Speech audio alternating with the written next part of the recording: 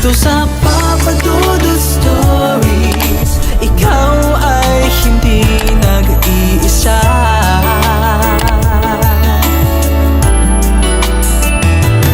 Dito sa Papa Dudut Stories, may nagmamahal sa'yo. Papa Dudut Stories, Papa Dudut Stories.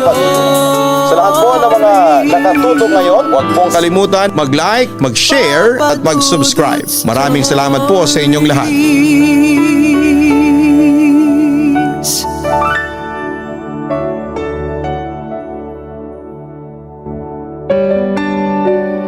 Ang pagsuporta sa pangarap ng isang tao ay paraan para maiparamdam mo sa kanya kung gaano siya kahalaga para sa iyo. Pero hindi sa lahat ng oras ay kaya tayong pahalagahan ng iba. Dear Papa Dudut, magandang araw sa inyo at sa mga loyal listener na nakikinig ngayon. Itago niyo na lamang po ako sa pangalang Sheena. 27 years old at may-ari ng isang restaurant dito sa Pasig. Papa Dudut, kapag mahal mo raw ang isang tao, susuportahan mo ang bagay na magpapasaya sa kanya. Ipaparamdam mo sa kanya na palagi kang nasa tabi niya sa oras na iwan na siya ng iba, at ikaw ang kukuhanan niya ng lakas para mas lalo siyang magpatuloy sa gusto niyang gawin sa buhay niya.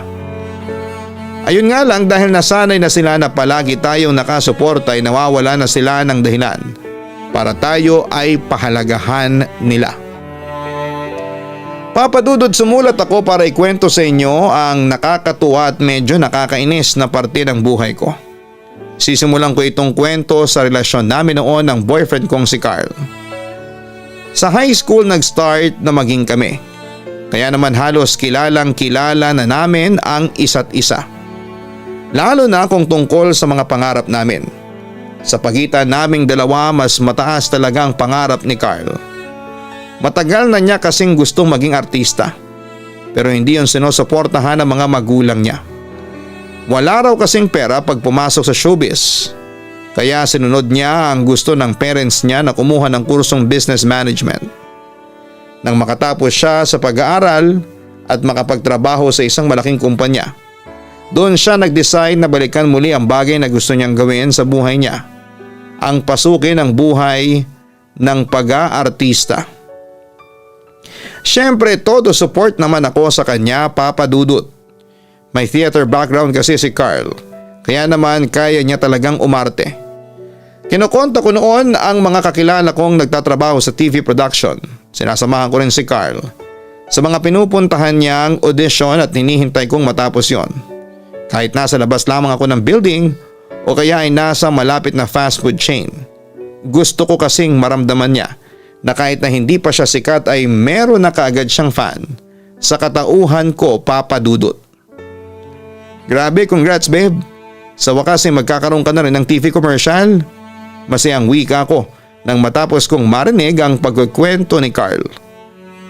Extra lang din naman ako sa TV commercial na yon. Kumbaga nasa may likod lang ako noong mismong artista. Ang wika naman ni Carl. Kahit nasa likod o tabi ka man ng artista, ang mahalaga doon makikita ka na sa TV. Mangyayari na yung matagal mo nang gustong mangyari. Matutupad na yung pangarap natin, Beb. Ang sabi ko naman. Pangarap ko na naging pangarap mo na rin. Thank you, Beb, ha.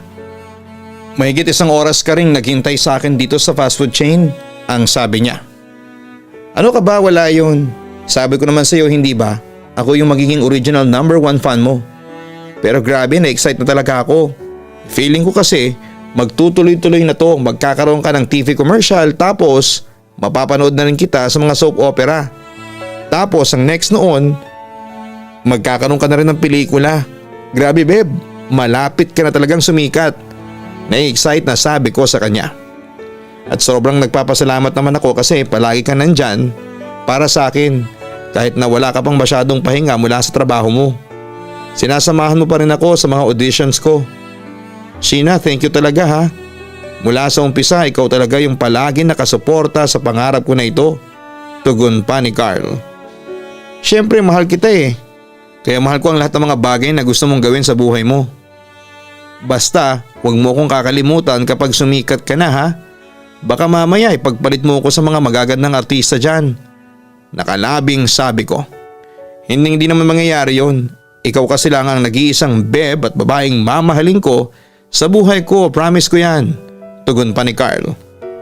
Papa Dudut, alam ko kung gaano kahirap pumasok sa mundo ng showbiz, lalo na kung wala ka namang connection. Buti sana kung may kamag-anak si Carl na sikat na artista na pwede siyang matulungan sa pangarap niya pero wala. Kaya naman para hindi siya panghinaan ng loob ay ako ang palaging nakasuporta sa kanya. Nagtatrabaho pa ako noon bilang manager sa isang restaurant at kahit galing sa trabaho ay sinasamahan ko pa rin siya sa mga lakad niya. Wala rin naman kasing ibang susuporta sa kanya.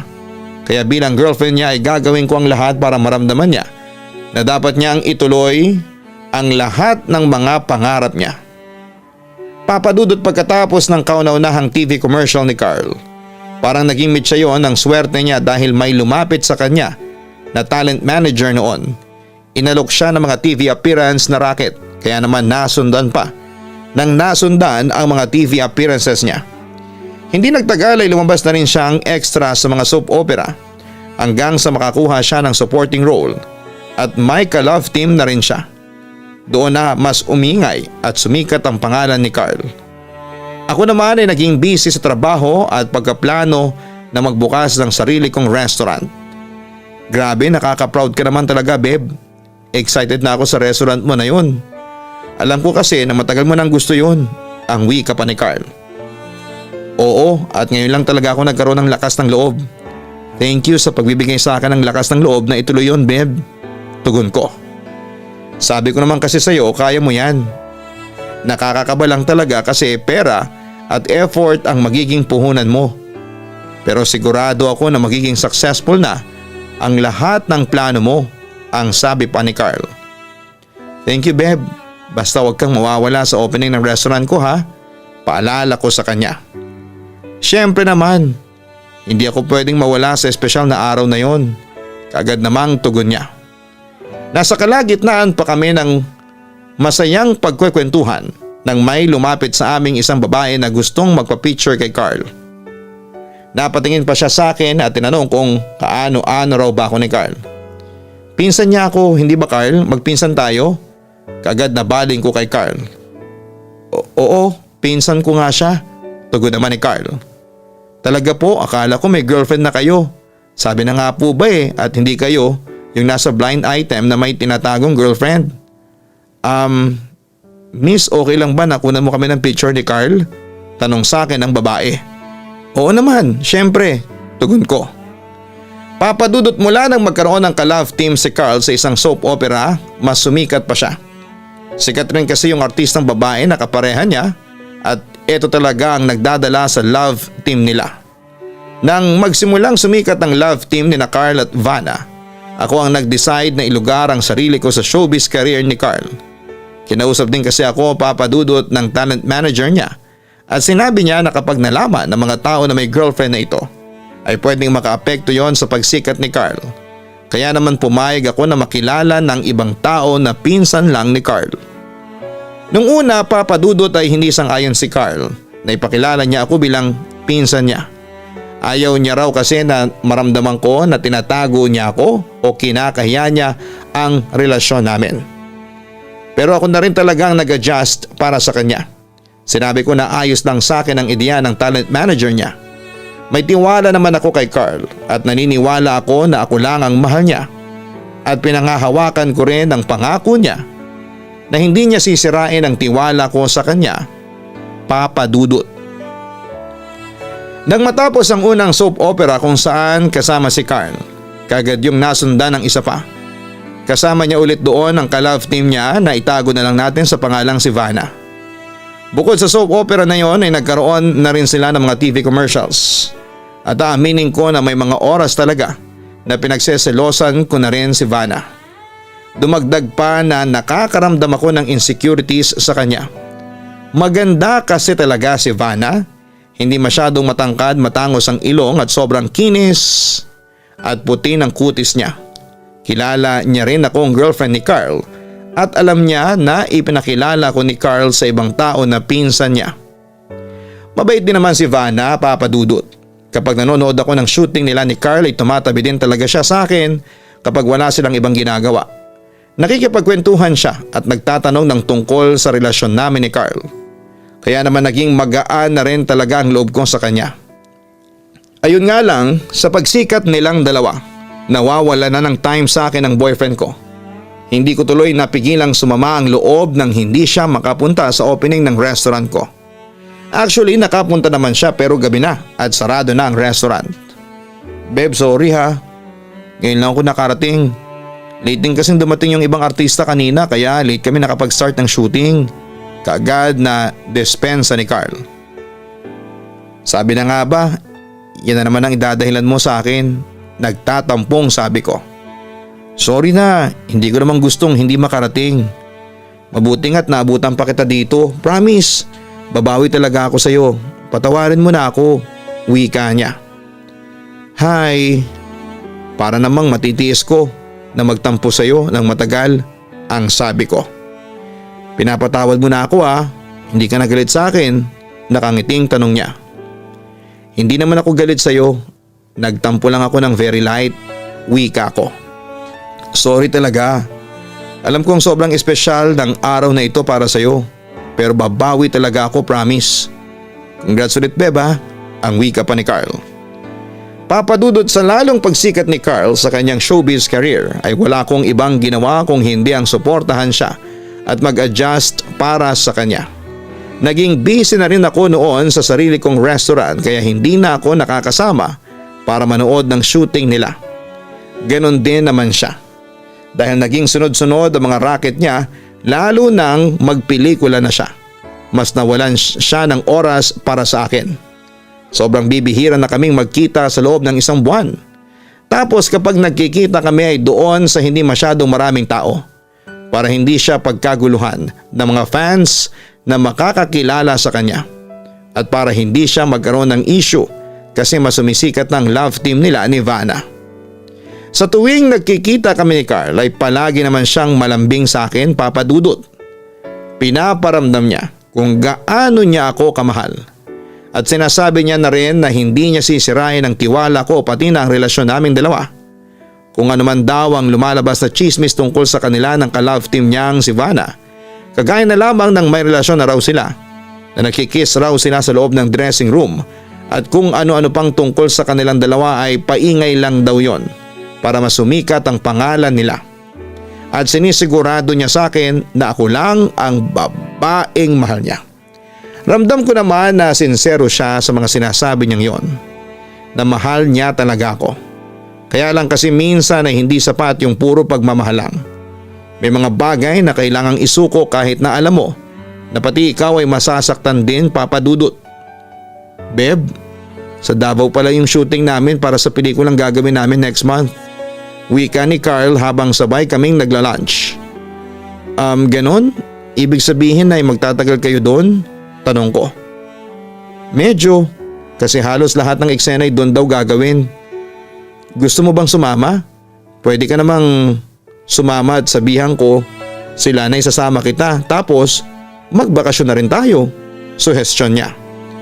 Alam mo naman na hindi ko pwedeng iwanan yung restaurant ko kasi bagong bukas lang yun, ang sabi ko.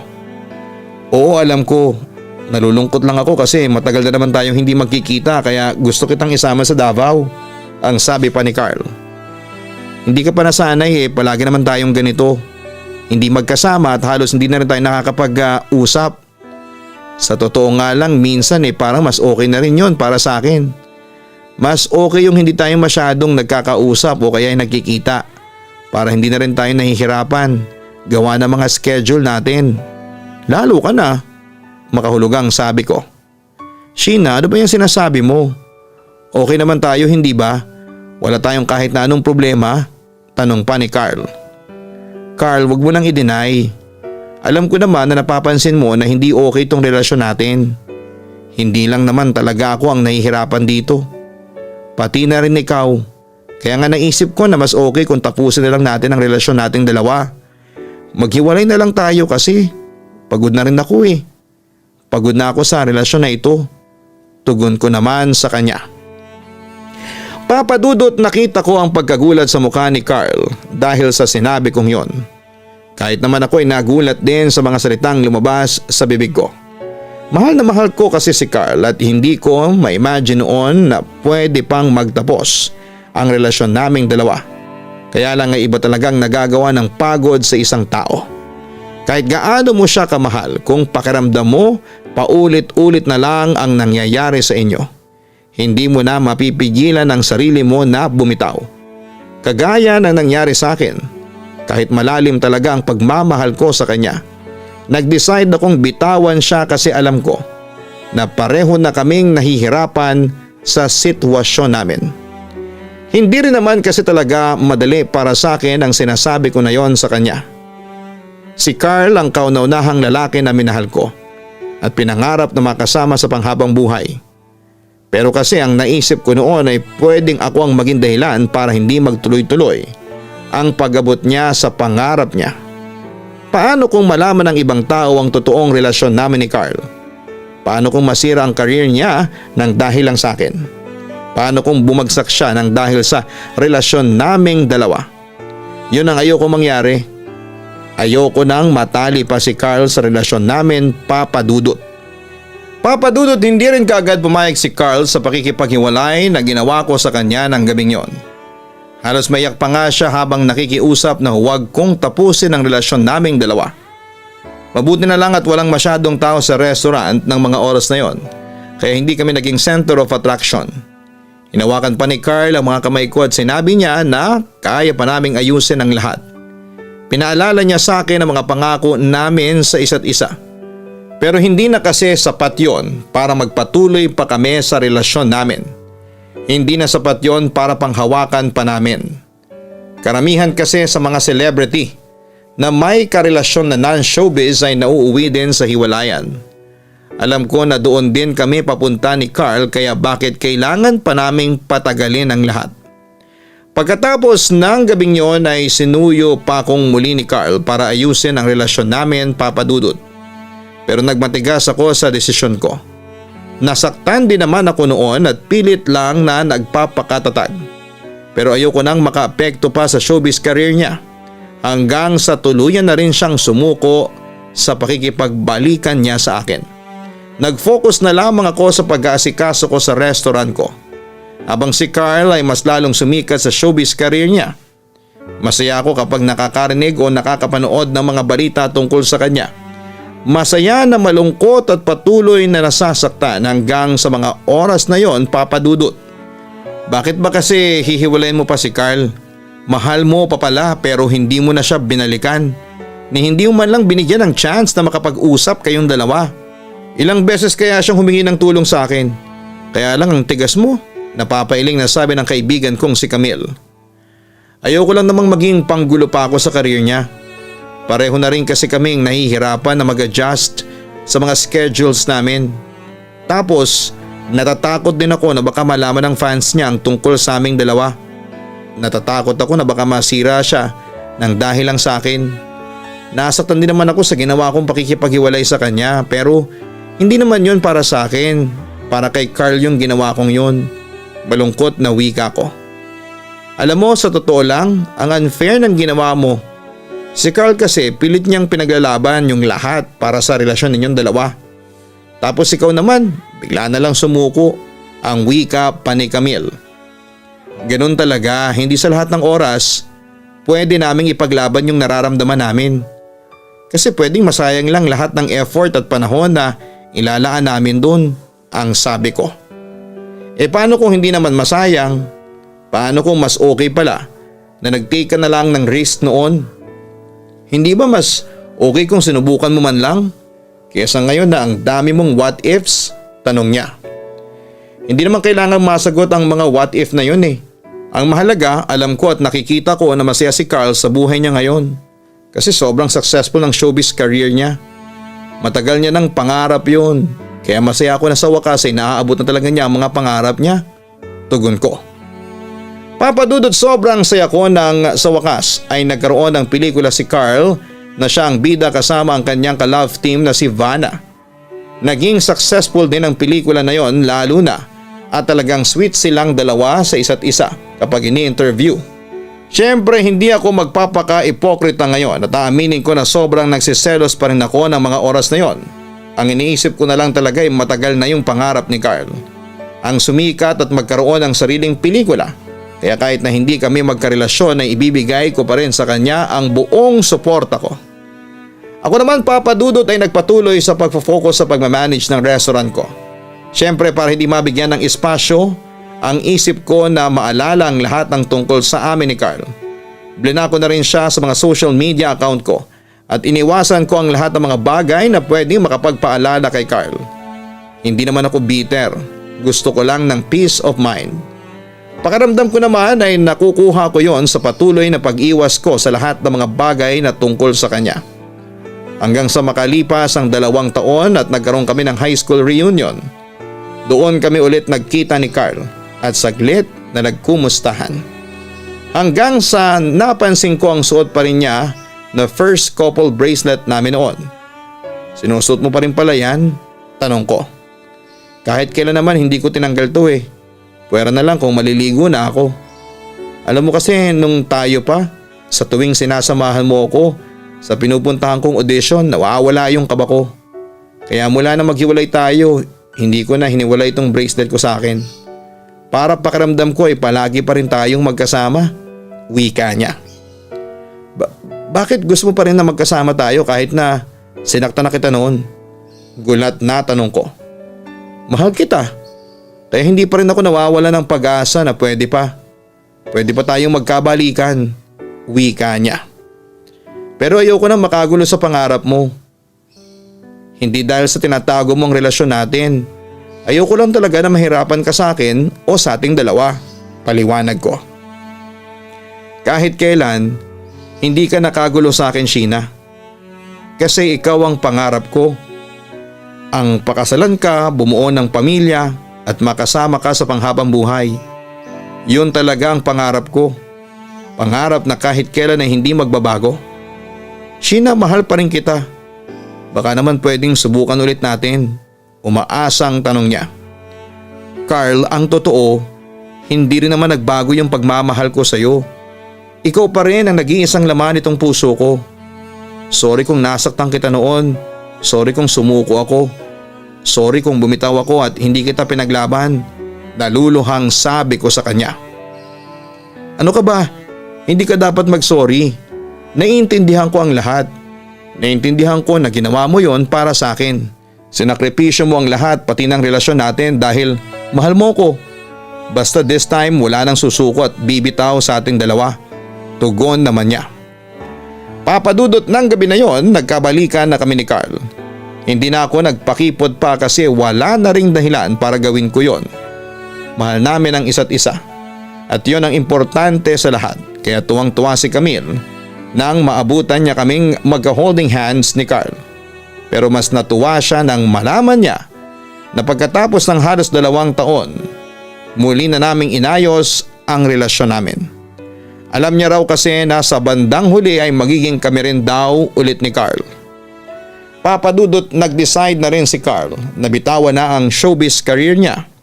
Nung una, kinukumbinsi ko pa siya na balikan niya yon kasi alam ko na yun talaga ang passion niya. Pero okay na raw siya sa na-experience niya na spotlight sa showbiz, masaya na raw siya sa minsang kasikatan at naranasan niya noon.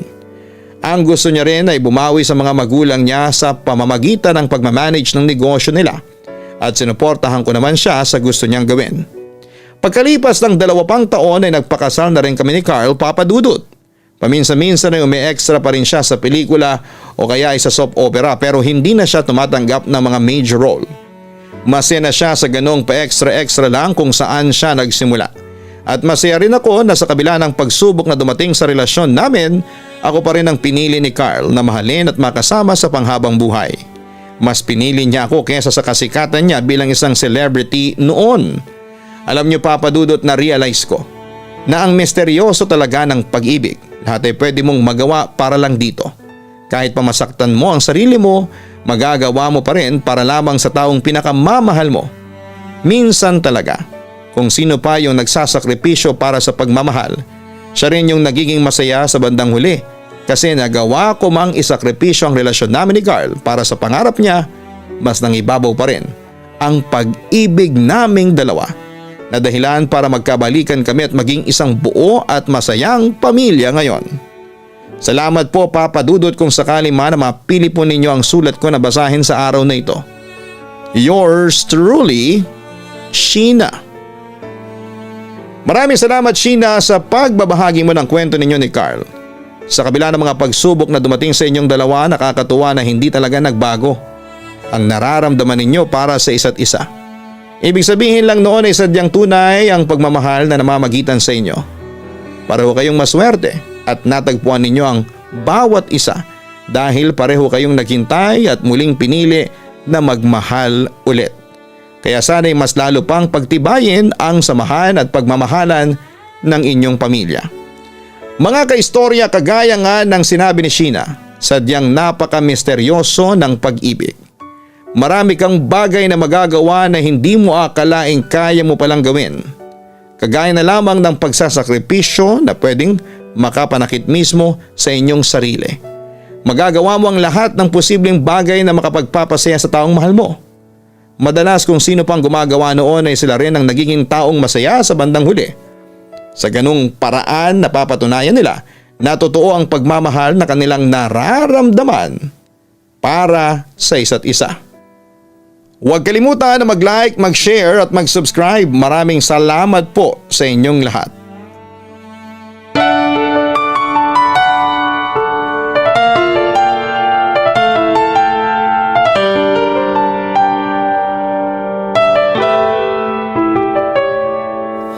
Ang buhay ay mahiwaga, laging may lungkot at saya. Sa Papa Dudut Stories, laging may karamay ka.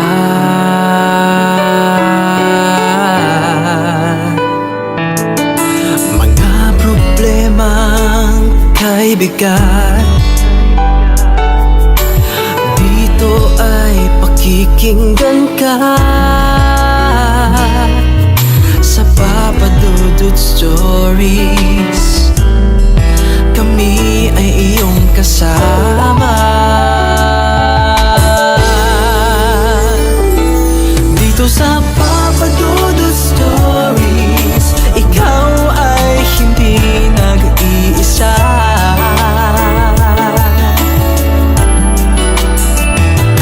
Dito sa Papa Dudut Stories, may nagmamahal sa'yo.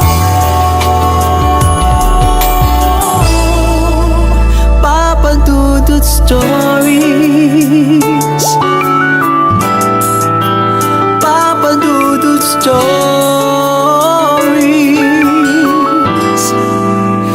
Papa Dudut Stories. Hello mga ka-online, ako po ang inyong si Papa Dudut. Huwag kalimutan na mag-like, mag-share at mag-subscribe. Pindutin ang notification bell para mas maraming video ang mapanood ninyo. Maraming salamat po sa inyong walang sawang pagtitiwala.